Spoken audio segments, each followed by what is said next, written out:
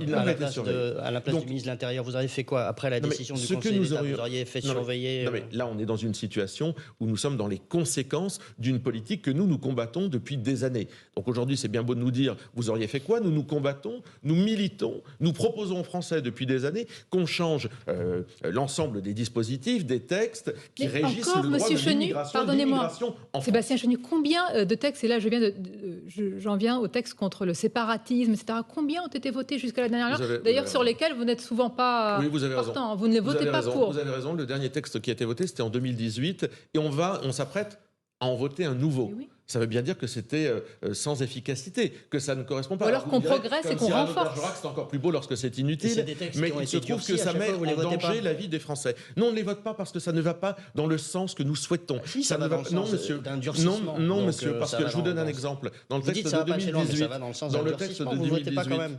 dans le texte de 2018, on restreint par exemple le financement des associations cultuelles étrangères par des États étrangers à, de mémoire, je crois, 10 000 euros. Nous souhaitons qu'il n'y ait plus de financement étranger d'associations cultuelles sur notre territoire. Donc on ne va pas voter quelque chose qui permet encore de le financer à une quelconque hauteur. En réalité, ce gouvernement a la trouille.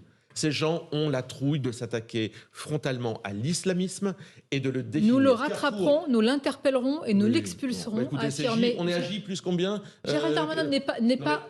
Écoutez, ils n'ont pas été foutus de le surveiller. Je vous rappelle qu'on a surveillé Vous le trouvez des faible, Français. pardonnez-moi, le ministre de l'Intérieur est faible intrinsèquement dans la lutte contre l'islamisme. Mais il n'y a rien derrière. Enfin, je veux dire, on a embêté des Français pendant des mois et des mois à ne pas sortir, à donner des certificats pour pouvoir faire 150 mètres autour de chez eux. Ça fait un mois que l'imam Iqiyoussen défraye la chronique. On n'est pas fichu de le surveiller. Il y a une cagnotte en ligne sur les réseaux sociaux qui récupère 60 000 euros. On trouve ça très bien. On avait empêché une cagnotte pour financer d'ailleurs, je crois, un gilet jaune qui s'était très mal comporté, qui avait cassé la figure de force de l'ordre. On avait supprimé la cagnotte. Et tant mieux d'ailleurs. Mais de quoi tout cela est-il le symptôme alors? D'une complaisance pour l'islamisme? Mais bien sûr. Une complaisance pour l'islamisme de la part du gouvernement? Et d'une peur.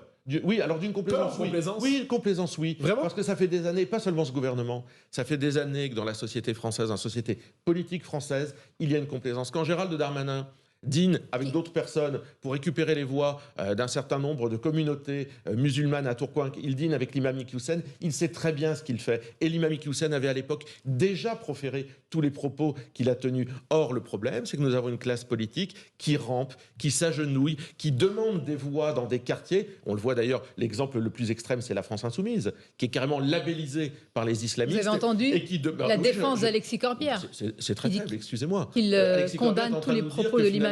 Ce sont les églises catholiques, c'est le fait qu'un préfet aille dans une église catholique qui est une menace pour la France. Enfin, sincèrement, il n'y a pas eu tant mieux d'attentats au nom de catholiques radicaux dans notre pays. Or, j'en connais un certain nombre d'attentats qui ont eu lieu au nom d'islamistes.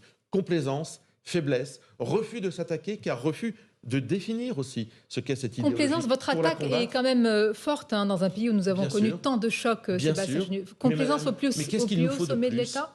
Qu'est-ce qu'il nous faut de plus que 200 jeunes se fassent trouer la peau au Bataclan, que des familles sur la promenade des Anglais se fassent décimer, que des prêtres et des professeurs se fassent trancher la gorge? Que nous faut-il de plus pour réagir? Que nous faut-il de plus pour changer la loi, pour protéger les Français? C'est quand même cet exécutif, cette majorité qui a voté contre une loi pour justement durcir les choses et contre le séparatisme. On n'y est pas, monsieur.